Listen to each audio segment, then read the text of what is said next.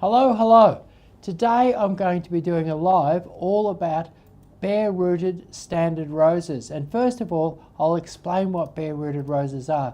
What happens, how people grow the standard roses is that they start off with a cane field of wild roses, and they cut sections of cane, and they cut them 2 foot long, 3 foot long, or 4 foot long, and they put those cuttings into the field and they strike them in the field. They do that about this time of year, and then in summertime they graft or bud the type of rose that they want. Say it be an iceberg or a red Mr. Lincoln or something like that. They graft it on, and it's growing in the field, and the cutting is growing roots in the field. Then they graft on the new variety. They trim it up and shape it up a little, and then when winter comes and they drop their leaves, they then dig up that rose from the field, and they sell it bare rooted. And then, or they pot it and then sell it in the summer in a pot. And so when you buy the bare rooted one, you're buying it fresh from the field, and they're the ones that nurserymen pot up all over the place and sell in the summer. But there's advantages to bare root. And you're looking at bare rooted roses here. This is the display that we've got out there at the moment. And they're the first ones that have come in this season. The advantages of bare root is that in our nursery we can put hundreds of them in a small space. And that means that you can come down from the country or come across town and you can get 10 of one colour, or 5 of this colour and 5 of that colour, or you can even get 20 of one colour. So so normally with potted roses, because they take up a lot of space, you go to a nursery and you can only get 1, 2 or 3 of any one particular colour. So it's hard for that person that wants to do a big display of standard roses to actually get them. So that's the first thing, is that ability to go and get 5, 10 or 20 of them. And then the next thing is that it's cheaper. This summer people were paying from $30 to $60 for a standard rose. We've got standard roses starting at $15, and the bulk of them at the moment in 3 foot are $29.99. So you're a half to quarter the price of summer. And then the next thing is that what we do is we pull them out we have them when they come in from the field. We hill them in to potting mix, and then as you buy them, we pull them out of the potting mix, as you see here. They pull them out of the potting mix, and then we wrap them up. And now, if you were getting 10 or a dozen standard icebergs, say for instance, you'd need a van to deliver them, or you'd need a big station wagon, and they'd even be awkward to fit into a big station wagon because they're 4 foot tall and they're in big pots.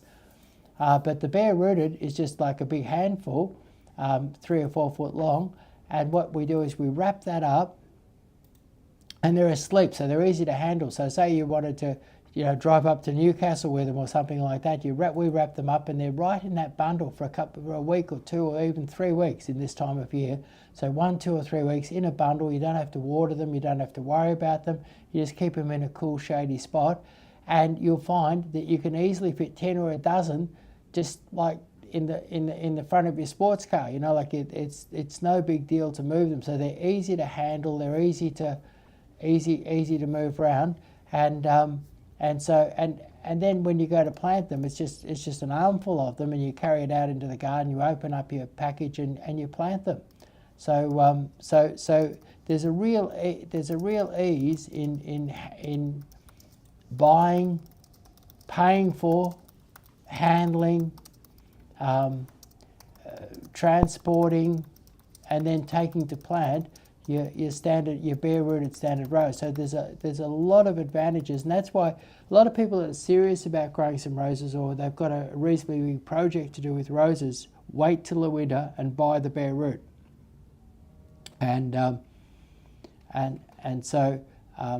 that's like you see here, that we package them up in plastic. We have our own technique, plastic and moist sawdust, and by tying the bundle up tightly, it holds that moist material around the roots, and that would be right for 3 or 4 or 5 weeks in that container, in that package, if you kept it in a cool spot.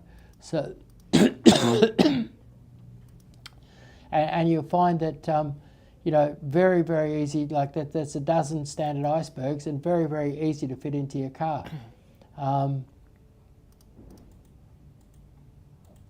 So there we are. You don't need a big station wagon or anything like that to fit these into your car.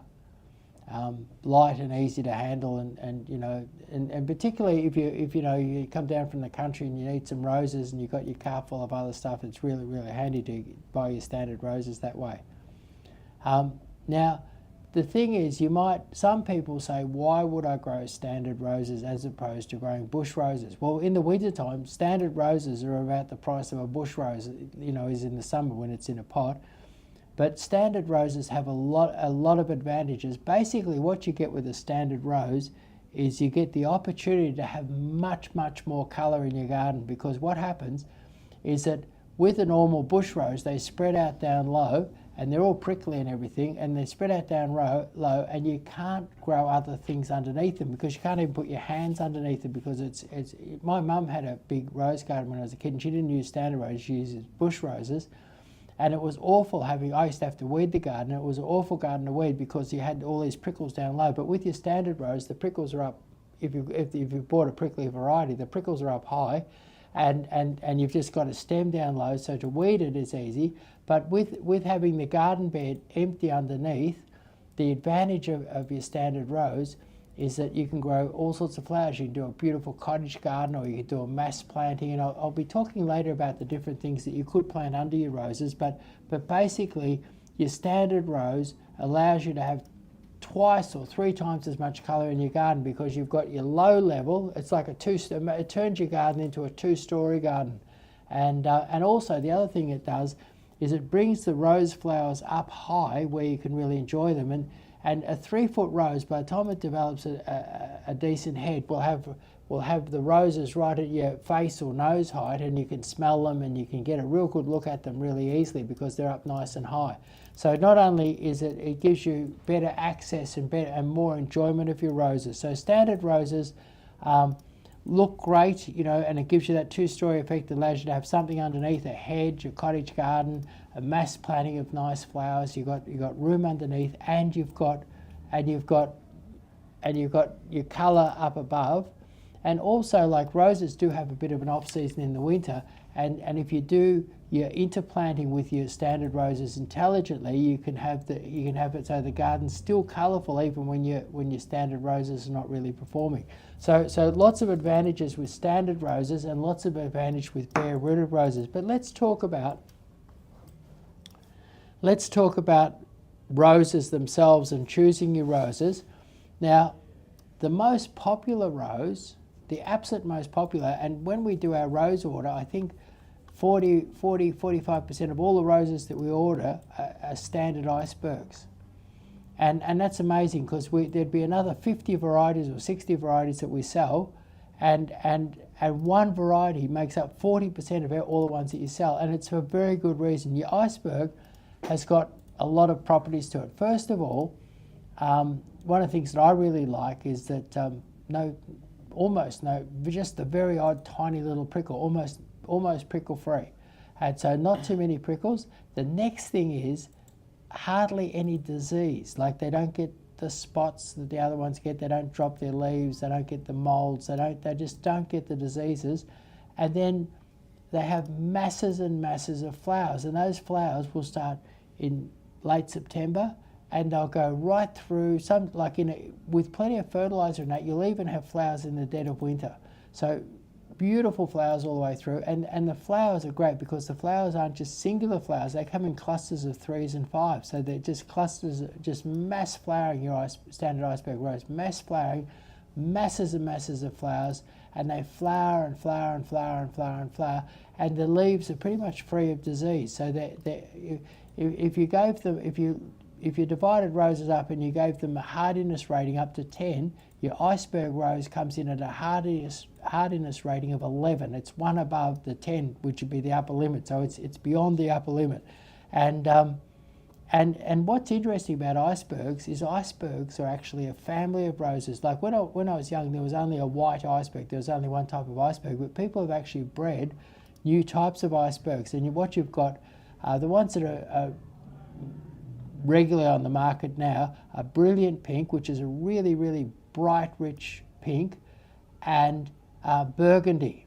And sometimes you can even buy standard roses that have got two colours on them, like white and burgundy. They look really, really good. But So the characteristics of very strong flowering, long flowering, high disease resistance, all of those are now available in several colours. So you've got your white iceberg, your brilliant pink iceberg, and your burgundy iceberg, and they look great if you mix up some sort of combo. Maybe not a three-way combo, but maybe white and pink or white and burgundy look really, really great. A lot of our customers will alternate those two like that.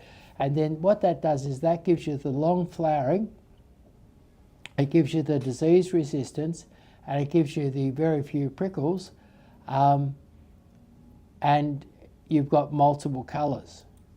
Or you can even or you could even just do all of one of the new colours and have the iceberg advantages in a coloured rose. So that's your iceberg rose, and that iceberg roses really make up. They sell 10 to 20 times more than any other rose does in volume. So really quite amazing. Now, the other reason why people often buy roses is the after fragrance. And one of the tricky things is like, say for instance, the label that you read on what is it, Blue Moon, for instance, says it's very, very good fragrance. And you can hardly smell it. And smells work differently for different people, but one of the problems with on the labels, they'll talk about very fragrant or very fragrant, and some of the roses that are described as very fragrant hardly have any smell at all. So I've been working with roses for years, and what you could write this down if you're really after a bit of fragrance, and these are the ones that you don't wonder whether it's got a good smell. You smell it and you just get punched in the nose with an amazing powerful rose fragrance, and you don't wonder whether it's a good smell. You know it's a good smell. And my number one would be Double Delight. Double Delight's a beautiful rose. Let's have a look. Double Delight is a beautiful rose. It's got a little bit of yellow, a little bit of cream, a little bit of white, and a little bit of red, which sounds terrible but looks fabulous. But that's why they call it Double Delight. And then you've got a really magnificent, it's a beautiful fragrance, and it's really, really powerful, and it's like a punch in the nose. It's fantastic. Then the other one that's nearly as good as that is Charles de Gaulle. And Charles de Gaulle is a lovely mauve. I think a better mauve than a Blue Moon, but the smell is 3 or 4 times better than a Blue Moon. And I've often thought people love buying Blue Moons and they're often disappointed with the colour and the fragrance. Charles de Gaulle should be renamed Blue Moon. It has the romance of a Blue Moon, but it's got the fragrance and it's got the colour that a Blue Moon ought to have. It's a good looking rose, and it's also both your Double Delight and your Charles de Gaulle are roses that are pretty tough, pretty disease resistant, very easy to get along with. So they're great roses, and they're some of my favourites. And then the other all-time classic is Mr. Lincoln. Mr. Lincoln, beautiful, dark, velvety, it sort of has a velvet coating over it, beautiful dark velvety red, and a rich, rich, rich smell. And the red rose, some of your good red roses really have a smell that no other rose has. There seems to be some sort of genetic in the red that just gives you a richness and a depth, maybe not the power of the other ones, but a richness and a depth that's just magnificent. And the other red one that's really, really good is Oklahoma. Oklahoma, beautiful red rose, and lovely, really lovely smell. My number one rose grower, that's one of his favourite smelling roses. And then the other one is Pope John Paul. Pope John Paul, beautiful, sophisticated looking white, magnificent fragrance, really, really lovely rose. And if you want the ultimate double rose, in a white with a fabulous fragrance, it's Pope John Paul, wonderful rose. And then your all-time classic roses, the roses you can rely on, the roses that you just can't go wrong with. The first one is Gold Bunny. And actually we'll do that, sorry, the other way. The first one is Mr. Lincoln, which we've just had a look at. Mr. Lincoln, all-time classic. In the colours, it's probably one of our number one selling roses. Beautiful, rich, velvety red, as I said before, and a real classic. Like, you just cannot go wrong with Mr. Lincoln. Somebody wants a red rose, give them a Mr. Lincoln and they'll be happy. Next one is Camp David. Now, Camp David, not quite as good a looking rose as Mr. Lincoln, but it's 9/10 as good as Mr. Lincoln. Easy to mistake for Mr. Lincoln, but beautiful fragrance, but very easy rose to grow. Very sort of like almost up there with the iceberg. Low disease, not much mold, not too much spraying, not too much trimming, not too much work. Really easy going rose, and beautiful fragrance, beautiful looking, and it's not quite as dark a red. It's a sort of more of a medium red, but really nice rose, and a good, if you're after a red that's easy to look after, Camp David's the one. Then for many years, the most popular rose in the world was Peace.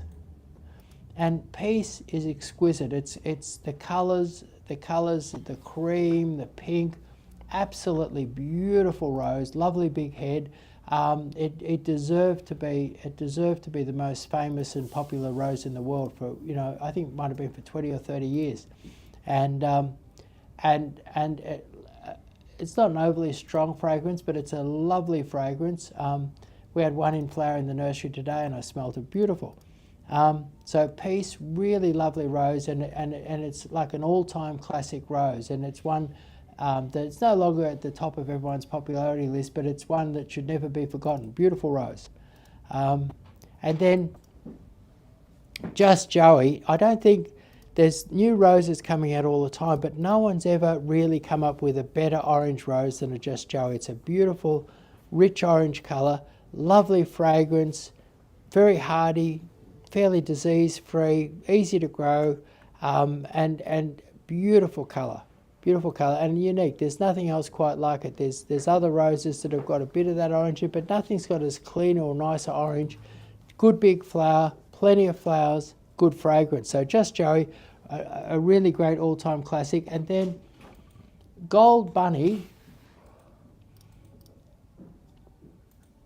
is, a lot of people go for Freesia, and Freesia is a yellow rose with fragrance, but Gold Bunny is by far the better looking rose. No fragrance, but by far the better looking rose, and lots of people would love a yellow rose. And what I'll often do in my garden designs is I'll where people want to put in, say, 5 roses and they want a mix of colours, I'll use Charles de Gaulle and Gold Bunny alternating, and I think it's a beautiful combination. The yellow and the sort of the purpley mauve, absolutely beautiful. So Gold Bunny, all-time classic. I think the cleanest and best yellow around. A better looking rose than the Freesia, but the only thing it lacks is the fragrance of the Freesia. Now, some roses that have been forgotten, like a sort of ultra exotic roses. Alina. Let's have a look at Alina. Alina is a fabulous rose. Some people would say a white, but it's the softest cream. It's an enormous rose. Like the other spring, I was driving near my place, and somebody had a whole row of them in front of their house. I just had to stop and take a look. It's an enormous, absolutely enormous rose, and only sort of people in the know seem to really know it. Like not many people know about it. Enormous rose, and the softest creamy yellow flower, and fabulous fragrance. And it's a good strong grower. It's a good strong easy grower, top performer, not overly disease affected or anything like that. Fabulous as a big standard rose, and fabulous as a cut flower. So Alina is an ultra exotic, sort of often overlooked rose. The next one is Fragrant Charm. And Fragrant Charm, beautiful, powerful fragrance, and a really pretty rose, like really pretty. So really one of those forgotten sort of roses. And then the other one, my partner's planted this all through our garden, and the colour is exquisite, and the fragrance is even more exquisite, and that's Perfume Delight. And I love it. It's a vivid pink, but not too vivid. Not too hard. Just a beautiful, vivid pink. and the fragrance is fabulous. The flowers are enormous, and it's a really good strong grower and a really good strong plant. So and one that we hardly sell any of them. You know, it's one that people don't know, but my partner sort of singled that out as one of the better roses here, and it really does look fabulous in our garden. And we've got a row of them, and it's one that, you know, with that striking pink, looks really good mass planted. And I mean, that's one of the things that with a lot of people come in and they'll get 10 or 12 different roses, and it's great to have a rose collection. But if you're doing a big garden and you're not a rose collector, planting a big lot of one rose creates spectacle. That's why the roses down at Flemington Racecourse are so famous. Isn't because they've got the most amazing rose collection with 300 different types of roses. What they do is that they'll say, this is a nice rose, and they'll plant 50 of them all together in a one big patch, and you get something that will amaze you, something spectacular. And I mean, that's and the thing with the bare-rooted roses being available in, you know, 5s, 10s and 20s at reasonable prices, you can actually do a mass planting and create a great spectacle with something like my partner has done with that something like that Perfume Delight. Now, if you're making a rose garden, there's more to it than roses, and I was just going to talk about that a little bit. Some of my favourite plants to plant with roses are, first of all, I mean the one that pretty soon we'll have bare-rooted English box, and we'll be selling bare-rooted English box and bare-rooted roses. But your number one thing to go with it is your English box.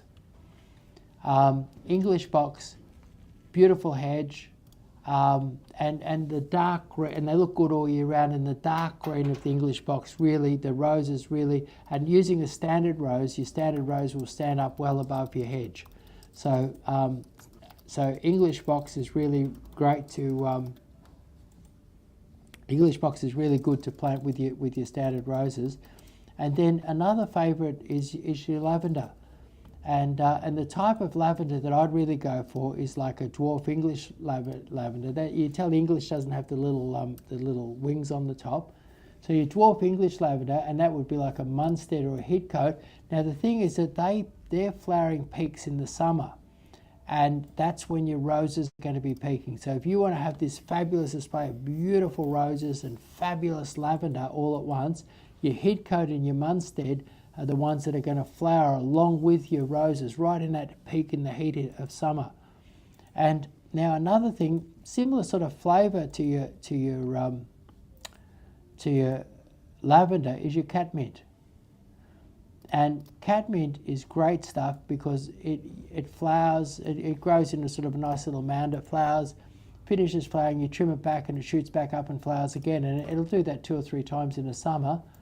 And you can get catmint in blue or white, but catmint gives off that sort of lavender feel, but does it for a real lot of the year. And it's only quite a small plant, so it's nowhere near as big or as demanding as your lavender. Then one of my favourites to plant under roses, and I'll plant them under any rose, but they look unbelievable when you put them under iceberg roses. It's just the most amazing combination, is your blue convolvulus.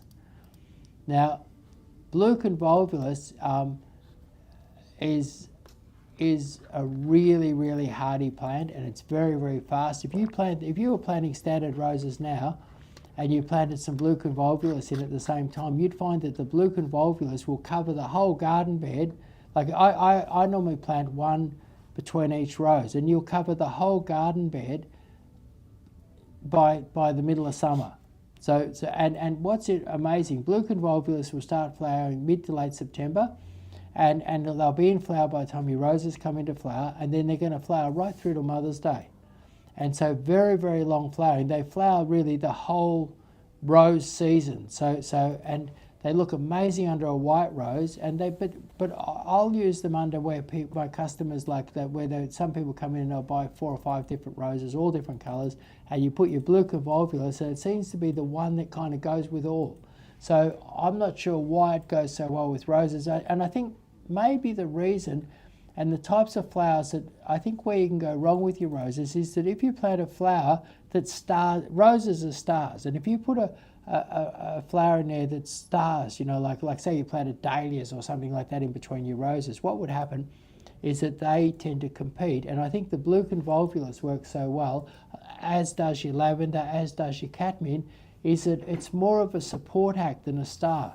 So where your say dahlias or carnations or something like that demand to be looked at as the key thing, your blue convolvulus and your lavender and your cadmium tend to just provide the support for the roses and make the roses really star. And the other one that we haven't put aside a photo of is Gaura.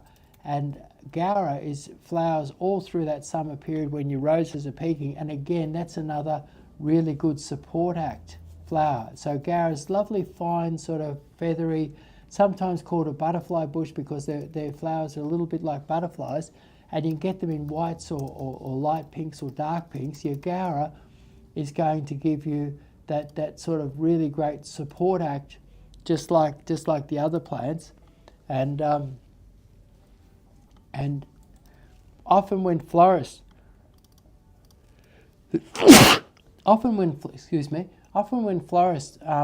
do flower arrangements, they'll do gypsophila with the roses, because something light and fluffy looks great with roses.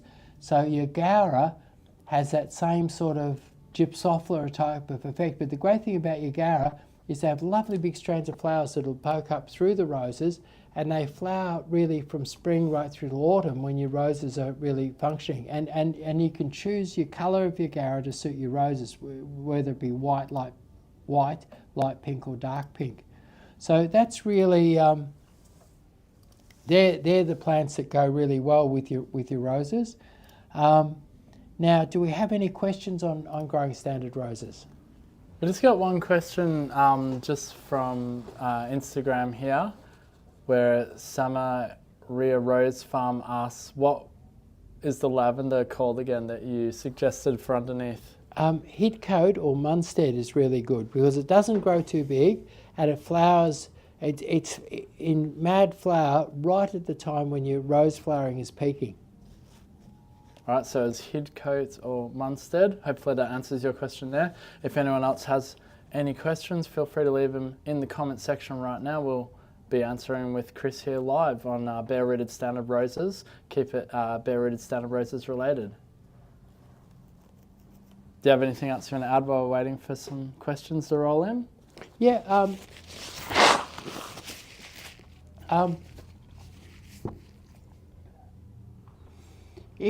What will happen is that during the rose season, people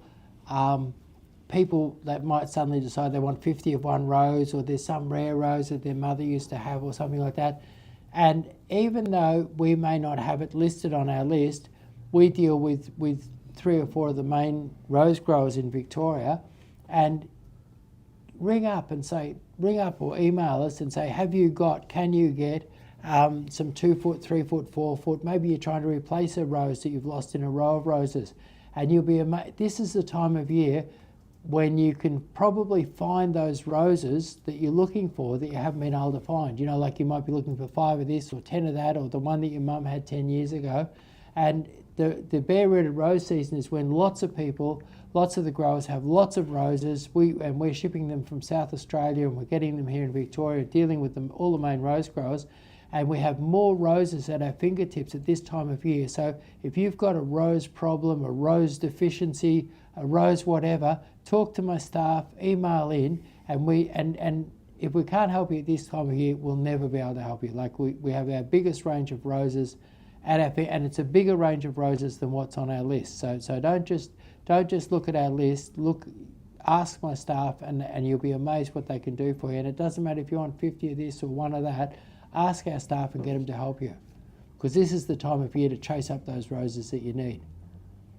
All right, we've just got a question from Joanna on Facebook. Do roses grow well in pots? Yes, they do. They need plenty of fertiliser and plenty of water, and they like to be out in the hot sun, and you want to use them in a good sized pot. But my partner grows, picks out roses that she likes and grows them in a pot and puts them around the back deck, and they look lovely. They do really well in a pot.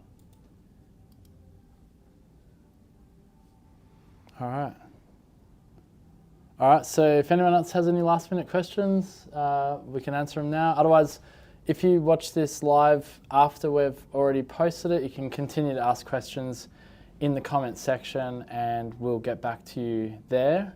But we'll just see if we've got any last minute ones, otherwise we'll wrap it up, I think. Yeah. So thank you for joining me today. Oh, here we go. There is one last minute one. All right, so what is the best rose plant to cover the pergola with? Mahesh asks on Instagram. Okay, my favourite one is called crepuscule. And crepuscule is kind of it sounds strange, it's a little bit pink, a little bit sort of yellow, like pink and yellow, and it's slight orangey tonings, like really interesting colour. Crepuscule actually means shades of night, and it's kind of like an evening light kind of a colour. And what I love about crepuscule, it's not too thorny, because some climbing roses are just way too thorny and they're hard to deal with. It's not too thorny, and in most conditions it's evergreen, so anywhere in Melbourne it'll be evergreen, and it flowers a little bit in winter and a lot in summer, so it actually flowers 365 days a year. So a lot of roses that you might put over your pergola, like climbing roses, could be all thorny and bare in the winter and makes your house look like a haunted house. But crepuscule is going to look okay in the winter, not fabulous, and then unbelievable in the summer. So crepuscule never looks terrible, and it's a very, very strong grower. It grows like crazy, and you'll cover your pergola in no time. Plant it on the sunny side, and maybe plant a couple of them, and you won't believe how quickly it'll cover your pergola. All right, there you go, Mahesh. Hopefully that answers that for you. Crepuscule rose is the one for pergola. And then Jess on Facebook asks, when should I prune my roses? Well, if you're in Melbourne, I think a lot of people prune their roses too early. A lot of people will prune their roses in June or July, but the problem is you're stimulating them to grow, because they seem to start growing as soon as you prune them. So I think you should prune your roses in mid to late August, and that'll get your roses going in September, and so give you flowers at the right, so you're not pushing the shoots out too soon. All right, there you go, Jess. Hopefully that helps answer that for you. All right, I think that's probably all of the questions, unless someone has a quick one they want to get in now. Otherwise, we'll wrap this live up, and maybe you can promote the next live. It's going to be very interesting, isn't it, on That's right. Thursday? On Thursday, something that not a lot of people know a lot about, we're going to be talking about Lauropetalums. Now, Lauropetalums are beautiful, colourful little bushes. You can use them as a hedge, a ground cover. And what it is that they flower in spring, but they've got beautiful coloured foliage, purples, reds, maroons, various different colours. They've been lots of different breeders, and there's ground cover ones, there's ones for hedges, ones for topiaries. So there's all different applications that you can use the different varieties for. So they have a host of applications in the garden, but the main claim to fame is that they give you year-round colour, because they've got colourful foliage and colourful flowers, and the colourful foliage is all year long. So you've got colourful foliage all year long, year-round colour. So if you're looking for an interesting plant, and what I'll be doing is I'll be telling you about the different sorts, and I'll be telling you how to use them in your garden designs and landscapes. So this is a way, like at this time of year, as the leaves drop off and it gets cold and wet and miserable and everything stops flowering, you start to get hungry for some colour in your garden, and Lauropetalum is going to help you put that colour in your garden. So tomorrow, Thursday, sorry, I'll be doing a live on Lauropetalum. I'll be talking about the different types and showing you how to use them in your garden, and giving you the different applications you can use them for. Yeah, so that'll be Thursday at 3 p.m. That's a Lauropetalum there in a pot with it in flower, but they're not always in flower, are they? No, they flower in late winter and early spring, but they give you year-round colour, because you've got beautiful, strong colour in the foliage. All right, so join us on Thursday at 3 p.m. for the next live. Thanks everyone for joining us. Yep, thank you very much. I'll see you later. See you on Thursday at 3.